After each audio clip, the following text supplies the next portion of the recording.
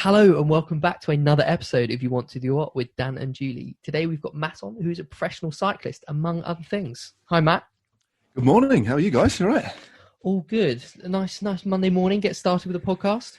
Indeed. I've got a coffee to hand in my little podcast esports studio den. I'm looking forward to this. It should be quite interesting. It's normally me doing this. So to be on the receiving end should be quite good fun. So, professional cycling, how did that come about? Professional cycling, for me, how long do you want me to go on for? Because it's been, my career has been a really interesting one when I look back on it. And there's no way on earth as a young man, as a kid, basically, I could have ever imagined how it would have turned out. So in relation to wanting to be a pro cyclist, I guess I've always been into sports. I come from quite a sporting family. My father, who was in the army, then moved into the police, but it's always very, very sporty. As always watching. I always found myself as a kid either getting up really early to go to a time trial in the morning, like when time trials used to start at like 7 a.m. when A roads were really quiet in the UK in the 1970s. So, and I didn't really understand what was going on. So I'd be sat in the boot of a car drinking coffee from a flask and sandwiches, wondering why my dad was riding on his own up and down a dual carriageway. That was my first real introduction into what the sport was about. And then I was playing football. My dad was into rugby, football, boxing, all sorts. So sport was what it was all about. But as I got a little bit older, into my early teens, there was a lot of cycling on the TV. When I say a lot of cycling on the TV, there was bits. It was the Tour de France occasionally, and little bits that my dad would find. And there's always lots of cycling magazines around the house. And when we go on holiday, my dad was always take his bike. So I was aware of it all of the time. Never really took a big interest until I guess I was about 15, when I became quite intrigued by it and saw the Tour de France on telly in 1985, when Bernard Hinault won from memory. And then my dad said, how do you fancy going out to see the Tour de France? Oh, wow. The following year. And that would have been 1986. So I was like, okay. So I started to ride my bike a little bit, not competitively at all. I hadn't joined a club or anything at that point. But started to pick up and read my dad's cycling magazines. Was still riding to school, but I used to ride. I was very good at cross-country running. And when I did ride my bike, even though it was just to school, it was still a couple of miles. It was quite a big hill on the way back. I remember just riding very, very hard all the time, everywhere. And didn't really take any other kind of mode of transport, just riding into my friends' houses back then. Always used to ride my bike, but always as quickly as I could. I just remember every time I got on it, I would be riding hard. I don't know whether it was fast, but I was riding hard. So, and I used to quite enjoy that. And I think weirdly that kind of helped me with my kind of running while I was, running at school. Anyway, 1986 came. We went to the Tour de France, that year, on the lead up to the tour, I've been avidly reading Cycling Weekly magazine and the other magazines that were available at the time. Winning magazine was another one of the big kind of glossy magazines that I used to kind of look at its pages and think, wow, this sport is... I used to actually look at it as though it was quite exotic. You know, the imagery that you get of pro cycling, even as a youngster, even like 30, 40 years ago, it was still an exotic sort of sport. And it felt a long way away because obviously internet wasn't a thing, so it seemed, and obviously I was very aware of Europe and the world in terms of its geography, and the UK being an island, although we had a little bit of a cycling scene, the fact that these pros were down riding in the Dolomites and the Alps and Belgium, it all seemed really far away to me. So, but I was intrigued by it. Anyway, we went to the tour, and we camped. We had my dad's little Renault 5, and we camped. And we had such a good time. Both took our bikes, and I rode up the Col de Glibier, Alpe d'Huez, etc. Wow. And was just immersed in the kind of carnival of the tour. And my dad was explaining, trying to deconstruct it. And I'd actually got a reasonable level of fitness, and remember having to wait for my dad on several of the big climbs. And he was like, "Blimey, we need to get you doing some racing." I was like, "Oh, really, racing?" He said, "Yeah, go for it." But the most significant point, I think, in relation to me wanting to be a professional cyclist, which I can actually remember and pinpoint, which I've told numerous people on many occasions. It was, I can't remember the stage number, but it was the famous iconic stage, and you guys, I would imagine, might know about it. It was the 1986 tour when Greg LeMond and Bernardino were riding up Alpe d'Huez together, and they rode past me. I took a photo, and they rode to the top, and it's one of the most iconic images of the tour's history, really. Wow. And just the experience of being there at that particular time, surrounded by like-minded people and fans, and I thought, I want to be a professional cyclist. So I kind of set my mind to that, really. The following year, well, I did a couple of races in 1986 badly as a junior. And in 1987, I was very small as a 16-year-old. I wasn't very big at all. Then I had a bit of a growth spurt when I was 17, 18 and got to kind of regular size rather than being like fun size. And then started to race in 1987 quite seriously on the domestic circuit, and ended up winning some quite big races, the Junior Tour of Wales being one of them. And then in 1988, that continued, won the Junior Tour of Wales again, won the overall national series. And in 1989, was one of the best amateurs around, rode the world, got picked for the World Championships for Great Britain as a 19-year-old. Finished my first Worlds in France, and then went to live, and then got, I was offered a pro contract very early, actually, in 1990, the winter of 1990, 89 into 90 by a British pro team. And I turned that down. There's a team called Percy Bilton, one of the biggest teams around in the UK at that particular point, with a pretty big budget.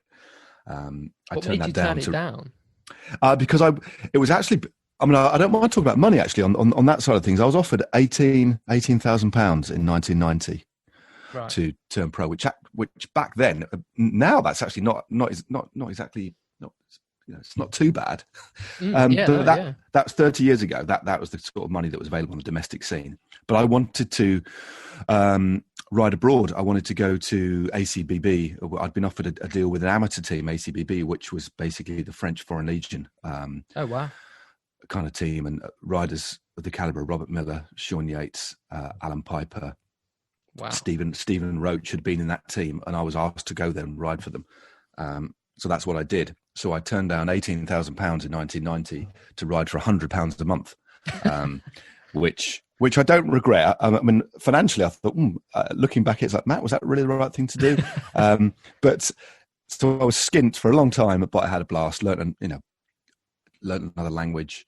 But turning pro didn't actually happen. I spent 1990, 1991 and 1992. I won one big race every year, as well as a few races when I came back to the UK. Did the Olympics in 92. And then in 1990, the end of 92, going into 93, the ACBB squad at that particular time were looking to turn professional. It was around the time when the cycling was kind of changing in relation to the kind of strata and the categories, and when there was a real distinction in the 80s and the first part of the 90s between professional and amateur, and then in the late 90s there was no amateur class anymore. It was under 23s and in the elite category, so it was the blurring of lines. Okay. So that and teams, amateur teams, changed because of that. They kind of just applied for a UCI license to be a pro team. And I had a contract for 1993. The team was set up. I was offered a deal. I had my race program, and I was going to be pro properly. And then one of the big sponsors pulled out, as is quite seemingly normal. So in the winter, so it left me without a team. So I basically got a full-time job at Marks and Spencer's in 1993. I got married, but I still continued to race at an amateur level in the UK. And there were still amateurs and pros in the UK at that point, up to 1996 when I said that it changed. But the scene was really quite good. I rode the Milk Race again for the fourth time, rode another World Championships. Still at the age of 23 with aspirations to turn professional. I really believed I was good enough, and I was performing internationally, winning international races. I was probably one of the best top three amateur riders in the UK consistently for several years. But getting a pro contract was really quite hard, because I wasn't really racing quite as much for the GB team, although I was occasionally, but not all the time. And also wanted to pay a mortgage. Yeah. So you want a certain standard of living after living Yeah. on £100 a month. But you need to, it's a catch-22. You need the right kind of base. You need a place to live. You want independence to give you the right base to train. And to get that, if you're not getting money from cycling, you've got to have a job. So I learned very, very quickly to balance work and cycling. That must have been quite a big blow to you at that age, to, be forging forwards and going for a pro career in it, to then have the sponsor fall out. And did it take you a little while to sort of, compose yourself? Yeah, it did a little bit. It was quite a blow. I was bitterly disappointed, but had to completely recalibrate. But I still knew at that point, coming into 1993, I just turned 23, so I was still really young.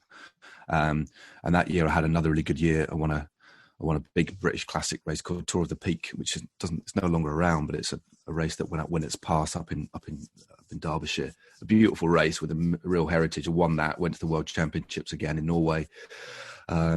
Finished in the top, I think it's 24th, in the world, when Jan Ullrich won the amateurs and Armstrong won the pros. So you can tell the kind of names that were going on around. So I was riding really strongly, but the pro contract sadly didn't come. And then 1995 came, and it was a really big year. I was just getting stronger. I was 25 and went to it was 1996. The following year was a big year because it was the Olympic year, and there was a lot of the qualification for the Great Britain team rested on the road team qualifying. We had to finish at least one rider in the top 30 countries. Basically, it was a weird kind of way of qualifying for the Olympic Games. But because of that, there was a little bit more money thrown at the preparation. And the kind of slight complicating factor was that the World Championships that year in 1995 were held at altitude in Colombia. So we had to do altitude training. Oh. So British Cycling said, this is what you picked for the Worlds, but this is what we need you to do. We need you to go to America for 2 weeks, and then Colombia for 2 weeks, with the final weekend being the race. So essentially a month off work. So I spoke to Marks and Spencers and said, look, I've been picked. They already knew I'd done the Olympics and stuff while I was still working part-time in the winter for them. Yeah. And they said, just go for it. But you had to take it unpaid.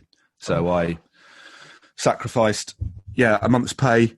And at that point, there was no lottery funding or anything like that.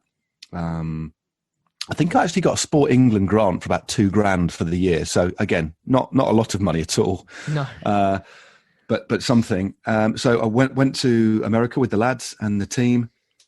I had a brilliant time, and I was in the form of my life. I took it very, very seriously. I kind of ate. I mean, I've always had the ability to focus for certain events and obviously look after myself generally to ride at a good level. But this was a real big chance for me to ride well on a circuit that I thought I could do really well on. And also the added importance of we needed to have riders that were capable of finishing on the most brutal course in 30 years to qualify GB cycling for the Olympic Games. So that the road cyclists actually qualified at trackies as well, I believe. It was a bit strange. So anyway, cut a long story short, I was really going well, and I finished 8th in the World Championships. Oh, wow. In the road race. We got qualified for the Olympics. The fledgling US Postal Service team, the Lance Armstrong team, as was, asked me to ride for them. Oh, wow. So I kind of agreed in principle that, although I didn't sign a contract, and they said, we'll be in contact. And they did get in contact, a couple of phone calls, sorting things out. And then it just went dead. The lines of communication went, again, pre-internet. You couldn't email or WhatsApp people. It was basically phone calls and letters. That's the way we. When you look back, it's like, honestly, I mean, it was normal, but because it wasn't as if we suddenly had all these mod cons taken away. It was the way it went, but it meant that communication was actually, it wasn't easy. It was a challenge. Slow. Yeah, so slow, and obviously different time zones. Anyway, I eventually found out that the guy that had wanted me to ride for them, a very famous coach called Eddie Borshevitz, had left the team, and they'd got a new general manager who had a different thought on who they wanted. They wanted more American riders in the team rather than a Brit. So back to square one again. So I was pretty devastated. But still rode in 96, got picked for the Elite World Championships, rode that, still was riding well. 97, very bad year financially for cycling in general. Although I was still riding well, I took up mountain biking for 6 months. 98 came. The scene started to get a bit better domestically, and so I rode for a team called Harrods, and again ended up winning the British Road Race Championships, which was obviously a very big win. So I was British champion, and there was another team at the time called Linda McCartney that were a very small squad but with big aspirations. But I kept riding for the Harrods in 1999 as British champion, was basically the number one ranked rider in the UK. Wow. Then my team folded midway through the year, and I guest rode for the Linda McCartney team and rode very well. It impressed them enough. Sean Yates was the manager, to get a deal with them for 2000, which meant that I left my job at Marks and Spencer's basically. And finally, at the age of 30, you got there. So that's taken us 17 minutes to get to that point. So finally, you probably want to cut that out. But anyway, so finally, the age of 30, I got the pro contract and I could ride full time. And wow. And then we had this really, really interesting and enjoyable year in 2000. What a story of ups and downs and nearly getting pro and just having it snatched away from you at the last second. Yeah, there's a lot of ups and downs and a lot of offs as well. And there was my kind of story, I could dip in and out of various bits and expand on elements of that story, and it would take a long time. There's definitely a book. I mean, we've only got to the point to 20 years ago. So, yeah. And then had an opportunity. Then we realised that the team was good. It was a small team. We were like, I guess we were the equivalent of a Pro Conti team, so kind of Division 2. Okay. But racing against all the big teams, and we rode the Tour Down Under. Was our first race, and I managed to get 8th overall straight away in that. So that was a good result, World Tour points as was back then. That continued. I was 4th overall in the Tour of Langkawi, which came just 2 days after the race in Australia, and and that was another lot of points. So I ended up at the end of February, and I did actually print it off for posterity, and I have it somewhere. That I printed off the UCI rankings for February 2000, and I was 7th ranked in the world. Very cool. Obviously, it's only temporary until all the hitters started to ride properly. So that was my biggest kind of peak. And then obviously later that year, I rode the Tour de Giro d'Italia for the only my first Grand Tour, my only Grand Tour. And then the year ended with me crashing and breaking my collarbone.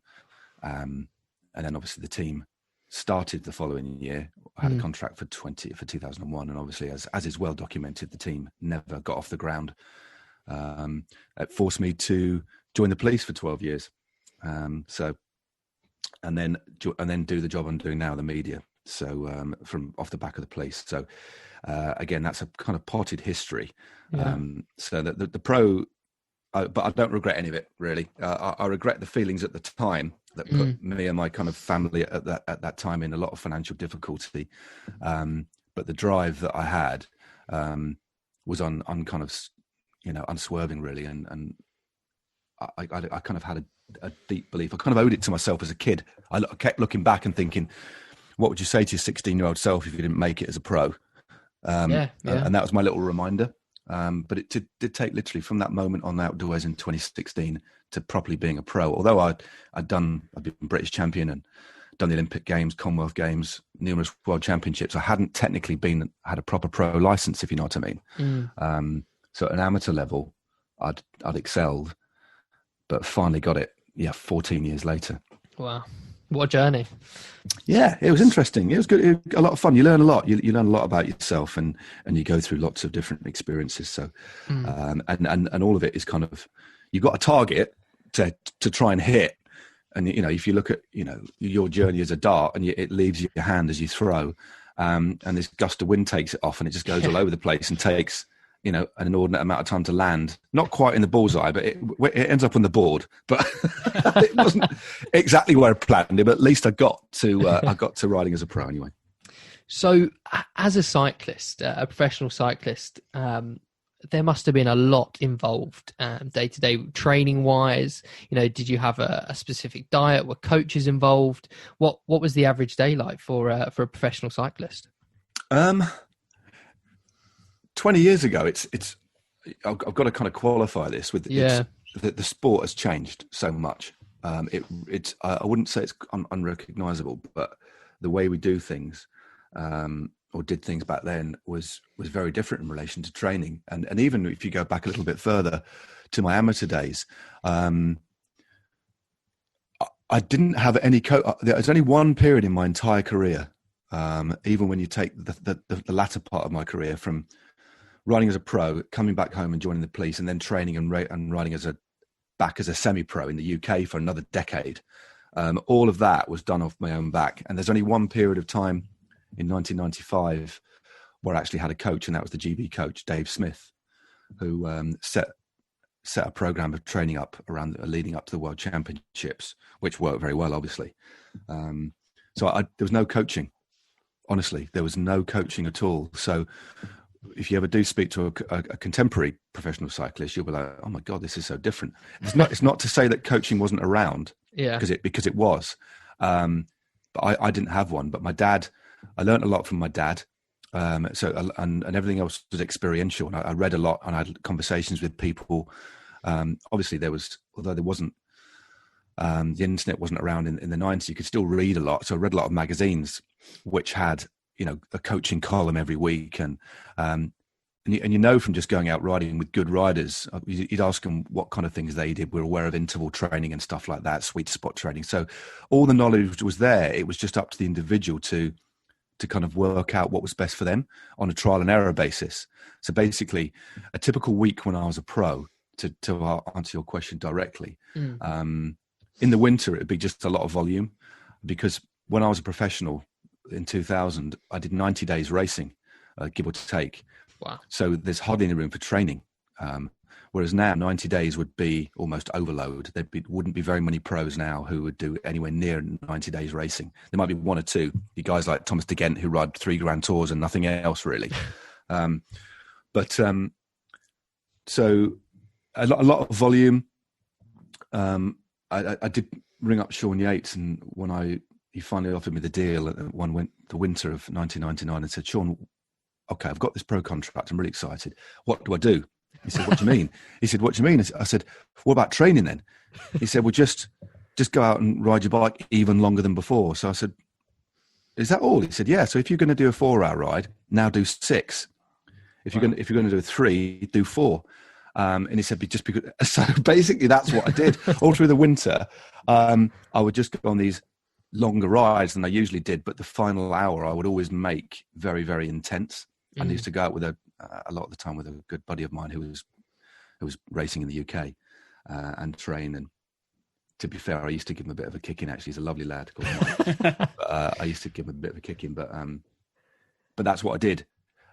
So I kind of knew how to ride at that point because I was 30 and I'd already been British champion, so I knew what was needed. I just thought there'd be something else in relation to the next level, So I'd added on another kind of 10 or 15% in terms of volume, maybe a bit more, maybe 20% in volume. But so there wasn't really any kind of real science to it. It was just, right, I'll do another hour and a half today. And the final hour and a half will be harder. In my mind, I wanted to replicate what it felt like to ride over 160 Ks, because most amateur races were capped at 160 roughly. Right. Although I'd ridden longer. So I thought, right, okay, I know what the distances are of these races. I just got to try and replicate that in training. And did a lot of high-end turbo work as well. And one thing that I think was a bit, I know, like obviously I do a lot of work for Zwift, and I really am an advocate of indoor training. Not because I'm soft and I don't think people should go and ride on the road and experience all the different elements and experience extreme cold. That's an important factor. But in terms of purity of training and quality time, the Turbo Trainer offers that in spades. I mean, it's far easier. I say it's not easier now. It's mentally more easier when you have fans. You can listen to music, watch a film, or go on Zwift. Back then, it was literally it was like a dungeon. My garage was like a torture chamber because the and the turbo trainer I used to put my bike on was just rusty. I painted it several times with Hammerite over the years, and it was just bits falling off it. And there was a fan at the back. That was the resistance, was this little fan. Bits of the plastic were falling off, and you'd have thought I'd just got it out of a skip. But really, really effective training. And I came up with my own routine of efforts throughout the week. And I would estimate that during the 1990s, I spent around a third of my time riding on the turbo trainer, because it really did give me that. Although I wasn't ever a sprinter, it gave me the ability to, I don't know, to ride at or near threshold for a long, long time. And that's what I was very good at, riding aerobically. I could, although I wasn't the quickest rider, I could, if you look, I could just keep going at the same speed all day. When people were tired, I would just keep going. And that was where my strength was. You said earlier about the sports changed a bit. I think probably 2012 Olympics was when cycling blew up for the country. I mean, after that, I think everyone was out on their bike. But how did that actually affect the pro scene? I think there's been, depending on your age and depending on your experience and awareness of cycling, there's been several little crests. I think the most significant one, I would agree, was 2012. But there was a mini one in 2000. We got medals then on the track and on the road. There was another, Bradley again and the Team Pursuit Squad won medals in 2004. It was a gradual increasing and ramping up of awareness. It wasn't suddenly this tsunami. It had built over a decade. But 2012 was where we really reaped. It was amazing, wasn't it? I don't think the British success in 2012 affected the global thing at all. It was just it affected the sport domestically, because you had success across the board on the track, and then obviously the road with Bradley Wiggins winning the Tour de France the previous year, Mark Cavendish being world road race champion, and then obviously us winning the Team Pursuit on the track, and then Bradley winning the gold medal in the Olympic Games. It was all centered around a few people, but there'd already been a build up to that point. I think it's like anything, any kind of sport that we have success in. There's always a bit of a surge, isn't there, on public interest? Definitely. But I think it was the beginning of actually a societal change. I do think, and even now, I think when you look back 8 years, and I only live around the corner from, I live a 10-minute walk from Hampton Court Palace, where Bradley Wiggins was on the start ramp there, and I pushed him off the ramp. I was the rider that held up all the time trialists. So it was full circle for me, having ridden the Olympics in Barcelona and then got the honour of holding up and driving the lead car in both the men's and women's road races. So that was lovely. Living nearby now is bonkers.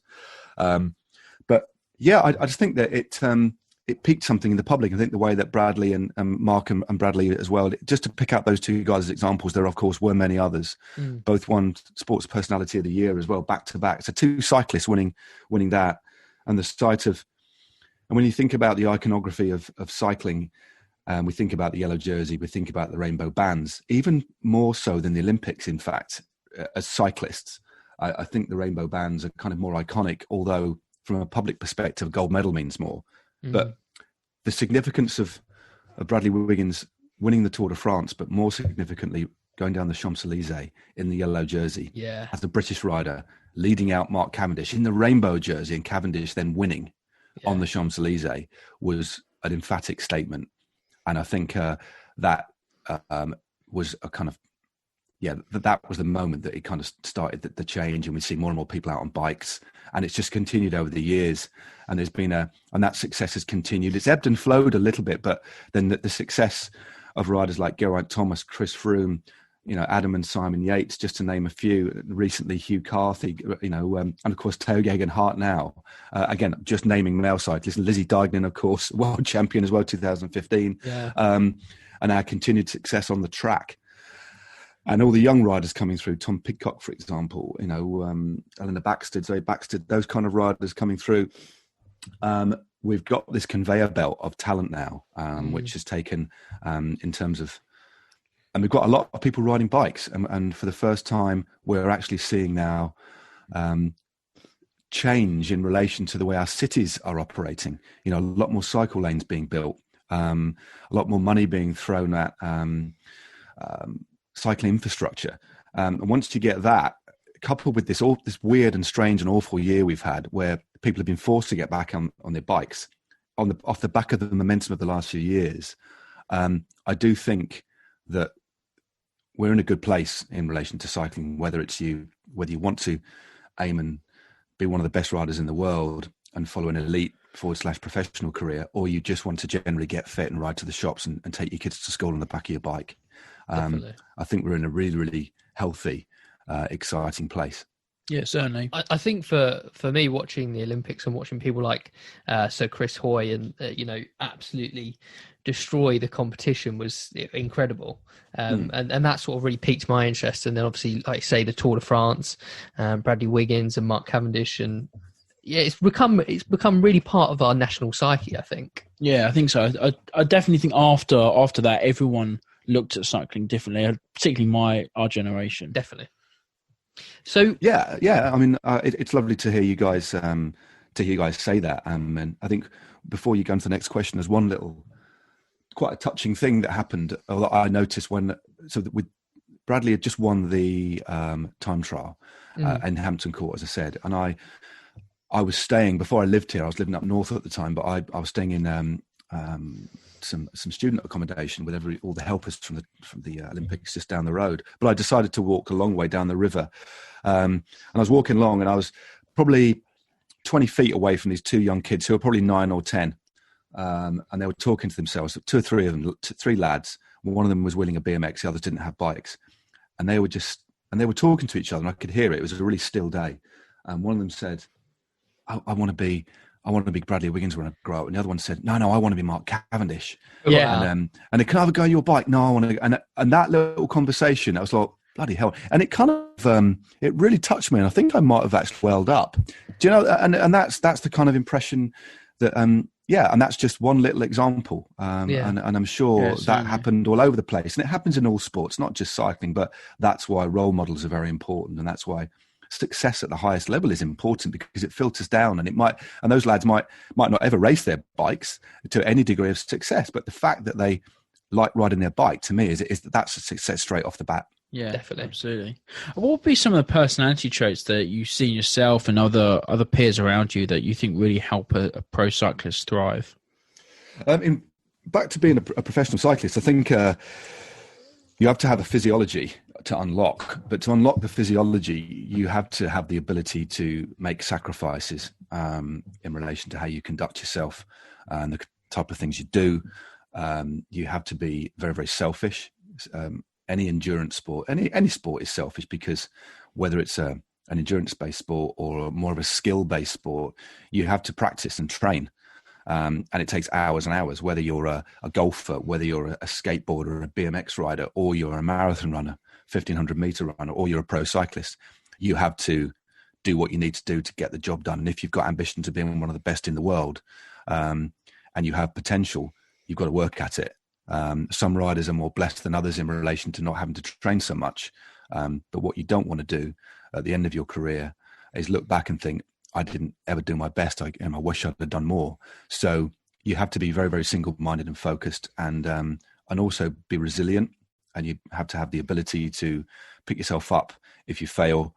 You have to have the psychological and physical resilience to get back from injuries. There's so many cases of riders coming back from serious injury and doing even better, which is a strange kind of thing, especially when you look at certain riders. You think, well, that's a life-changing injury, and that they come back and if they're even better than themselves, or at least as good as they were. And that takes a certain kind of mindset. And I think that's what separates some of the best riders from riders who are just all right. So I think a single-minded vision, selfishness, and the ability to take a lot of punishment, the ability to suffer and hurt yourself, is, regardless of the type of cyclist you are, if you're a climber, sprinter, classics rider, whatever, TT specialist, you have to have the ability to really, really suffer, because that essentially is what cycling is all about. It's a beautiful sport, it's fun, but when you're riding for victory or riding to do well and get success, it's painful. It's exceptionally painful. So I'm not selling it very well here, am I? Well, we actually I studied biology A levels, and we talked about cyclist training. Funnily enough, and we talked about the Olympic cyclists, and they called it sick bucket training, I think, where they push their bodies to the absolute limit. Obviously be sick, and then they'd get back on and go again to build up some sort of a lactic acid, barriers or something. But just incredible the way they train. It is. It's a thing that I've never had a sick bucket, but I know on particularly the track riders, so the team pursuit riders, and especially the sprinters. So Chris Hoy, the sprinters do a lot of repeated efforts to build up resilience. And I know the thinking behind lactic acid has kind of even changed, but basically to ride to exhaustion anaerobically, whether it's sprint sessions, intervals, ramp tests. It's pretty common knowledge that down at the velodrome at Manchester, down in the labs there's a sick bucket, because what it does there's a reaction that is caused when you get to a certain point where your body, I think it's something to do with the spleen. Oh, right. That causes a reaction. I mean, you guys probably know more than me, but it causes you to retch, and I've experienced that on numerous occasions doing turbo sessions. Never I think it happened at one hill climb championships where I nearly threw up. Wow! But I was obviously racing on an empty stomach anyway, so nothing came out. But I have been sick numerous times on the turbo. It is a thing, and that's actually quite perverse, really. So let's talk a little bit about, so after you've gone into the police, you've done your 12 years police, you're now doing a bit of commentary, a bit of media work. So how's that all working for you? Really, really well. The 12 years in the police, I didn't regret either. And that wasn't something that was ever planned. It was a very, very enjoyable part of my career. It was, as I said, it's one of those periods in your life. I mean, just to put it into perspective before I go into the media bit, the pro thing ended, as I said before. The team, I had a contract, the team ended. I ended up with nothing, sold my bike, ended up on the dole for a week. And that was quite, if you think, signing on at my local dole office in Nantwich in Cheshire, and then only 7 months earlier I was riding the Giro d'Italia on the start line in the Vatican, riding with Pantani and Cipollini. Psychologically, that was, I didn't want to ride my bike. I was just on a real low, and also I had to pay the mortgage. So that was very, very sobering. So you've got that experience, that disparity between success and failure, and feeling like a failure. Worked in the supermarket for a few months. That was sobering as well. Although I'd worked in the supermarket before, I worked at Morrison's filling shelves in the nighttime. It was horrific. And I hadn't been to university. My university had been Paris, where I lived as an amateur cyclist. So I was like, well, I need to earn a living. Obviously, cycling isn't going to pay me anything. I'm done and dusted with cycling. That will hopefully come back at some point, and it did. Racing at kind of semi-pro level in the UK. And my friend said, "What do you join the police?" I was like, "Oh, I might as well." So literally 6 months later, I was a copper, and then as I went through the police, I ended up settling in a unit which was specialised in domestic violence and investigating historical child abuse allegations. So it's very, very specialist and I'm telling you about this because of what the police taught me, and it was how important communication is. Well, not how important communication is so much, because obviously it is important, especially if you do certain jobs where you need to have the element of trust and empathy. But it really taught me a lot without really knowing it. And I kind of discovered a part of myself that I didn't really know I had, which was very rewarding in a very, very dark environment. I met a lot of wonderful people in the cops, met a lot of dark people as well, some very dangerous people, and some vulnerable people, but that helped shape what I do today. So when I finally left the police to pursue what I'm doing now, it was a mix of things. I sent my CV to Eurosport, got a couple of gigs from them, and then I worked for Global Cycling Network in the early days. I think they'd only been going for about 6 months, so I was one of the few. Me and Dan Lloyd, Tom Last, Simon were the first presenters, and I had a whale of a time working for those guys, and was obviously an important, integral part of the channel, and it was a blast. And I think we were actually trailblazers for digital cycling digital content back then. set the bar pretty high, had fun doing it, but it happened very organically, and became very successful. And I was always commentating alongside, and eventually my time at GCN came to an end. Again, with no regrets. Wonderful bunch of people, only fond memories. And when I talk about it, I always smile. But I decided to take the next step and focus more on commentating, more on making different sorts of digital content, and also hosting live events. And it's constantly evolving. So commentating I find really rewarding because I love cycling that much. My kind of aim when I'm commentating on a bike race is to convey how bloody great it is, even if one particular race might be a bit dull. For example, you take some stages in Grand Tours can be a little bit dull at times. So that's when your art, that's when the ability to keep talking whilst not much is happening and keep the audience entertained is key. So it's not just, a particularly exciting bike race where you'd commentate play by play, which is basically me conveying on the screen what is happening and deconstructing it, explaining it, giving you the whys and the reasons, and adding a bit of drama to it as well, just to amplify what's going on. That's my job. But then on days when there's not a lot going on, you kind of draw other experiences, and you might want to talk a little bit about the area that the race is passing through. And it always makes me smile when people say, why are you talking about the food? Why are you talking about architecture? It's like, because most bike races, pretty much all of them, the funding comes from tourist boards. Race organizers, the way they generate revenue, apart from advertising and TV revenue, well, there isn't much of that, is a host town and a finish town, and also the region that the race passes through. That's who pay for the right for the race to pass through, to showcase where they are. So that's why quite often we give you all this detail about the churches or the kind of the castles that are passing through, the rivers, the mountain ranges. It's all to showcase areas in the world that that particular area would want to attract tourists to. So it's multi-layered really, but it's I feel very, very privileged to be able to do it. And I'm constantly learning. Each race that I commentate on, I make mistakes and I kind of want to improve, but primarily I want to entertain people. And that's why I like doing stuff like podcasts. That's why on my social media, I act like a bit of a fool sometimes, because life's too short. I've had a lot of personal highs and lows in my career. I've also worked in an area in the police where life's dark permanently for a lot of people. So I just want to shine a little bit of a light on people's lives. So that's why I don't take myself too seriously, although I can take myself very, very seriously. Most of the time, it's just, this is what I do. It's primarily all around cycling, although I'm interested in other things as well, of course. But it's conveying a sense of fun and trying to share and convey to people that, if you're not a cyclist, you should be, even if it's just kind of riding to work one day or something like that. And it's a beautiful sport, a liberating sport, a freeing sport, /pursuit. But it's communicating and talking to people is what I do best.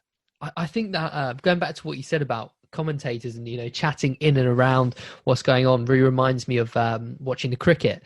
If there's a 5-day test and one day might be a bit boring, they've got to keep your attention, and they can talk about all sorts of stuff on the cricket that has no meaning to anyone, but just keeps you entertained. I think it must be a really difficult skill to develop, I think. Yeah, I think it's akin to the art of conversation. And that's why commentary teams are really important. And I know, I'm not a big cricket fan, but I'm aware of how, and the analogy is used. We kind of often draw from that in the way that we've been commentating on the Grand Tours over the last few years. It's almost like Test match special, where there's a rota where you swap around and keep it fresh, because you kind of need fresh voices in there. Sometimes you need to bounce different ideas off, and you need to have a conversation that's stimulating and evolving and not flat. And you need to have the ability to, as a commentator, primarily as a lead commentator, you need to be able to have different inflection and intonation and different pitch and different color in your voice and the range. And that's why I kind of ebb and flow, and then you get this big crescendo. Myself, Carlton Kirby, Rob Hatch, we all have our own different styles, but essentially it ends in this crescendo, trying to draw the audience into this kind of level of excitement. And when you look at a race narrative, it's all about the finish line. Essentially, lot does happen beforehand, but when you look at generally the way that an audience will watch a bike race in terms of numbers, as we head towards the end of the race, you get more and more people tuning in. Generally, it's your purists, your kind of real cycling geeks. If we're on all day, we'll actually switch the telly on straight away from the start to watch the flag drop. But the vast majority of people will tune in for the last 10, 15 Ks. So that's why you might hear us occasionally, like every 20 minutes, recapping what's gone on, telling you again who's in the breakaway. We do that as a device to make sure that anybody who's joining us late has got a sense of what the narrative is. So it's all about whatever point you drop into the commentary, understanding what's going on, telling a story and reminding people. But so there's a real art to combining that with, a freewheeling conversation that's sometimes fun, sometimes serious. You've got to have a really good sense of what's going on in the cycling world as well. So we're constantly researching right up to the very minute we go on air. We're all of us, that prep time before we commentate is around 2 hours when we have to actually go on set or to the studio. And sometimes we're going longer than that. If it's a big race, I'll go in probably 3 hours before. You've done your prep at home, obviously, through the week, but then you get your paperwork out. You're studying social media, news outlets for the latest bit of news. Because as we know, if you're not up to date with the news, because it changes so quickly, you're kind of old. You can be found out, can't you? It's like, I don't know, we didn't know that he transferred to that team. So we have to be on it all the time. And as a consequence, I follow hundreds of bike riders, pretty much all of the men's and women's teams, and they give you, and because teams now, make their own digital content. There's a wealth of information and stuff out there that you've got to keep abreast on if you're going to be worth your salt as a commentator. You're never going to know everything, but as long as you've got a pretty good handle on what's been going on up to the very moment the race has started, then you need to be armed with that as you go into commentary. And I guess what has been the biggest positive or opportunity you've had out of this career as a professional cyclist and now doing your commentary and that kind of cycling world? Sorry, can you just? I just had a call coming through that I had to cancel. So can you just repeat that one? Sorry, yes, I just had to turn my phone off. So no worries. So what's the biggest positive you've had out of this professional cycling career and now the commentary? The biggest opportunity or positive you've got from it? I think it's knowing, reason. I think it's the fact that people like what I do. I mean, that sounds kind of selfish, doesn't it? But that's quite cool. It's kind of quite not redemptive. It's kind of when somebody takes the time, like you guys. I mean, you've contacted me. I know it's taken a while, so apologies. But you've contacted me because you want to hear what I've got to say about this about my, the industry I work in, and that's a compliment. And I need to thank you for that, for taking the time.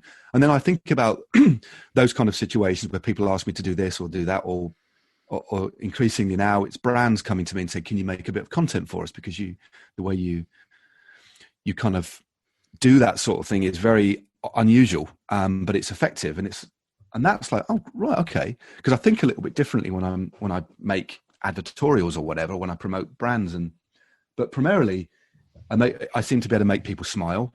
I think I'm the kind of person that you could bump into in the street, and I'd be happy to have a conversation with you. And I guess I'm kind of naturally like this. But my ability to communicate has been, I'm 50 and I'm old, I've been around a lot. So I've kind of honed this ability over a long, long time. But fundamentally, I go back to when I was a kid, approaching professional cyclists at the time who are my kind of heroes. And when they took the time to acknowledge me, sign an autograph, back then I remember meeting Sean Yates when I was 15 in a hotel on the milk race.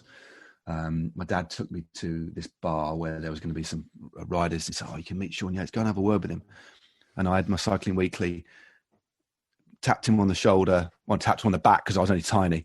He turned around and said, "Oh, hey up, mate, how you doing?" And he signed, it's taking the time to acknowledge the people that kind of support you, really.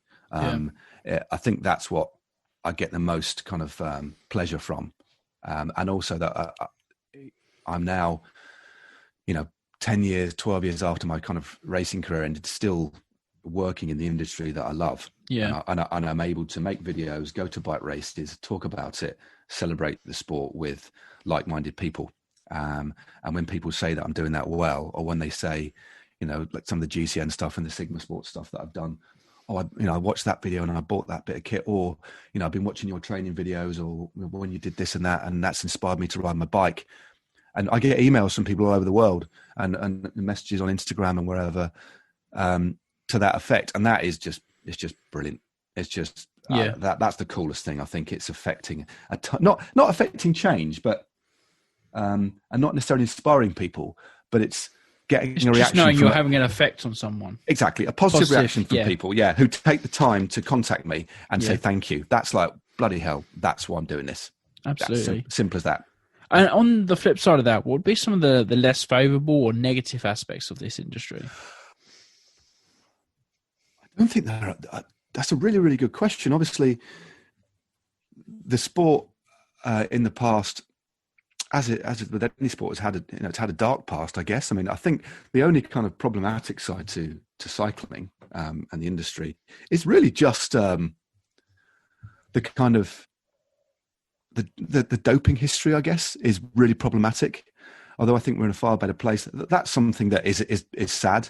But that's been a problem in all sport. And unfortunately, there are a lot of sports who've got a lot more money than cycling who are able to cover a lot of things up. And let's be really, really honest about it. But cycling has been exposed for what it was back then. It doesn't make me not love cycling. It just fills me with relief that chapter, I think, I wouldn't say it's quite closed, because there's always going to be people in life who cheat. But I think we're in a far better place now. I think that's one thing that obviously raises its head every now and again, which isn't good to be, which isn't good at all. But thankfully, I think we've got governance in place to address that, and not just governance, but I think the attitude and the ideology now in place with young riders is completely different than it was 20, 30 years ago. So, but in terms of other negatives, I don't know. I think social media sometimes can be really polarizing. I think I do enjoy social media, but I don't really get involved in any kind of debate. I think some people get a bit too angry for my liking on social media, and I think there's a lot of better things people could be doing with their time. And I think that, and I guess the only negative thing that needs a lot of work, I think, is attitudes out on the road. I think that's always problematic. Motorist v cyclist kind of thing. That's and I'm a motorist and a cyclist, and I no doubt you guys are as well. Yeah. So, without being too cheesy, why can't we all get along and create a kind of a discourse that benefits us both? So that's. But apart from that, I'm really having to think hard about what's bad about cycling and the industry. And I think, I think we need a lot more. To be a lot more progressive and getting people of colour on bikes as well, which is happening. Which you can see that's changing. I think we've been. I don't think we've actually positively discriminated in the past. I just think we've been lazy and we haven't realised that by not thinking about getting people of colour involved in the sport. I think. By that omission, we've actually let ourselves down. So thankfully that's changing as well. I think there's a lot of work to be done. I think that's the only other kind of negative, really, and promoting women in cycling as well, and women in sport in general. That's been poorly done. I think there's a lot of work to be doing, but I think we're heading in the right direction. We need people to take a bit more of a risk and a bit more of a gamble, and willing to invest to help accelerate that. But aside from that, I love what I do, I want to get out of bed every day and have an agenda of pretty much, of doing things that I love, and in an increasingly creative way. I feel I'm pretty blessed, actually. Yeah. So we like to talk about, for anybody listening and thinking, I'd like to be a professional cyclist. And I'm sure this will have changed since your days. But how do cyclists go about actually earning their crust, if you like?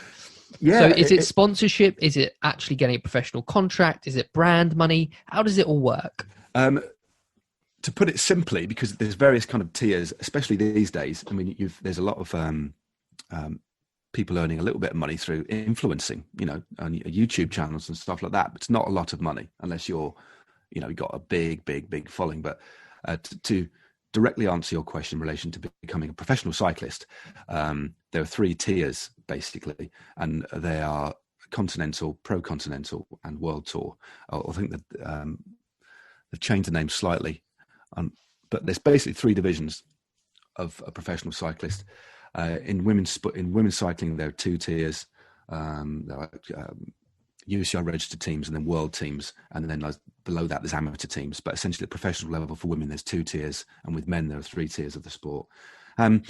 And basically, it's first off, if you're interested in bike racing, pop online first and search out cycling clubs in my area. That's the first thing that I would advise you to do. Get yourself a bike. You don't need to spend an inordinate amount of money on your bike, but nowadays, if you're getting a bike for the first time, be prepared to wait a little while, because there's so many people wanting bikes, the industry can't keep up, which is good. So bear that in mind. But if you've already got a bike and you fancy racing, go online or to the British Cycling website and look up cycling clubs in my area. Join a club, or even if you don't want to join, most clubs now will have, and there are a lot more clubs now, and there are a lot of new clubs that think a little bit differently, a little bit more dynamic than some of the older clubs. But they're in every area in the UK. I mean, there are hundreds and hundreds of clubs, so you'll have one quite nearby wherever you live. I guarantee it. Is go out on a ride with them and see what kind of riding you kind of like. I mean, because there's so many different avenues to pursue. There's road riding, of course, mountain biking, BMX, gravel riding, cyclocross, track. There are so many different elements to it. Go to a club, see what they offer, and they will basically set you on a path. And there's lots of regional racing on closed circuits. You can have a drop-in session at a local track, although there are a finite number of tracks. There's obviously London, there's the kind of Wales, there's Derby, and there's tracks in Scotland now, and of course Manchester. So there's a relatively even spread of high-quality tracks to go and do drop-in sessions to get the experience of what it's like to ride in a velodrome. And then there's racing across the board at every level. And then as you progress and you get good, you'll soon be noticed. You'll notice it yourself. You might then get involved with a bit of a coach to help you on. And once you get to racing well at a national level, you might get invited to join a racing team. And you might get a little bit of sponsorship. You might get a few £100 to help towards your expenses. You might get given a bike and some kits, which helps, helps with the expense of the sport. And the more you progress, the more you'll get noticed, basically. And you'll become aware, you'll be embedded within the scene, and then you'll know the kind of path to get to turn pro. And ultimately, if you're, let's say, for example, you're excelling at road racing, you might get picked up and you're winning at national, international level, you're going abroad for the national team, or you're picking up good results in an amateur team. The way it normally happens is that a professional team will approach you and offer you a contract, generally as a younger rider. And you then under contract to that particular team, and you get 1 year, 2 year, 3 year, 4 year contract with that particular team, and then you just ride for that particular squad and get paid every month. That's a really oversimplified way of doing it, way of looking at it, but it's baby steps first. And then it will progress and it will all kind of fall into place. But basically, there's 3 divisions. The top division is where you see Geraint Thomas and Chris Froome racing, of course, in the Tour de France. But you're generally invited to ride for a team, and you sign a contract for for a couple of years, and then you do the race program that team does. Having been in the industry in different aspects as well, what would be something that's not in the job description that you never expected to have to deal with? That's a good question. It's never in the job description, although once you get to turn pro, you've obviously taken a few bumps on the way. You know what it takes to be successful. You've also felt what it's like to fail and the lows and how to cope with it. But I think the pressure is actually something that you forget about, because as an amateur, there's enough pressure. There's a lot of pressure anyway that you put on yourself. But as a pro, that's your living. That's your job. So that's And when I was a professional, I wasn't earning a lot of money, but that money went to pay my mortgage, and And the vast majority of professional riders aren't millionaires, that they're earning a a kind of modest to reasonable living. And that's not to say it's not a profession I would advise people to go down, but it's hard. But once you get to a certain point, you can earn a reasonable living. So I'm not trying to deter people, but I think it's the pressure of failure. And because it's not a job for life, you have to perform, whether it's race wins or performing your role for the team. You can wake up, second part of the season for me, I used to wake up nervous every day thinking I've got to do my job because I want a contract for the following year. And a lot of riders face that. It's this perpetual fear of failure and a perpetual fear of what next.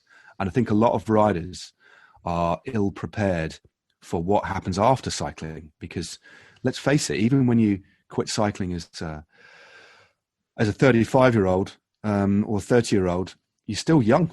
You've got the rest of your life in front of you. So I think it's the fear of the unknown, wanting to succeed as a cyclist, and the pressure that's on you to put food on the table. That's what nobody really kind of talks about until you experience it. And that's quite hard. And it's the way you deal with that pressure. That pressure you can either take and let it drive you, or you can let it beat you down. And it can only go two ways, or one of two ways. And would you still go into the industry knowing everything you know now? I wouldn't want to. I'll be honest with you. I wouldn't want to do it again because it was so hard, and it took me such a long bloody time. I'm actually pretty happy where I am now. So, a lot of people say, "Oh, would you turn the clock back?" And do you have any regrets? And the answer is no, because I wouldn't be doing what I'm doing now if it hadn't been for the path that I'd taken. There's no way, even when I was in midway through the 90s or midway through doing the police, that I could have foresaw. I was working in TV and media now. I really do enjoy what I do, but I don't take it for granted. And again, it is a really unusual job. I mean, I don't know what I'll be doing at the back end of next year or the year after. Hopefully I'll be doing something similar. So yeah, sometimes I kind of am watching the tour, or watching a race that I'm not commentating on. And, I used to love racing in the sunny weather in the mountains. I think, wouldn't it be lovely to get back and do a bit of racing? And then I realize I'd soon come back down to earth when I get on Zwift and think, this is painful. So I like riding now under my own terms, and I don't have any regrets at all. And I've got no aspirations now to kind of ever race again. But I'm still competitive. I still like to keep fit. But no, my racing days are done. That chapter's closed. But I'm kind of using my experiences during that time to kind of, give some kind of depth to my commentary and what I do in media now. Well, Matt, it's been an absolute pleasure to chat with you this morning. Thank you so much for coming on. No worries at all, and thanks for asking me. And again, sorry for bailing first time round, but it's been really nice. And yeah, thanks for listening to me. Pleasure. Well, thank you. And where can people find you on social media? I'm on Twitter @RealStevens with a PH, and the same on Instagram @RealStevens. And Sigma Sports YouTube channel is where most of my content goes as well. Brilliant. Well, thank you again. Thanks, nice one. Thanks a lot, guys.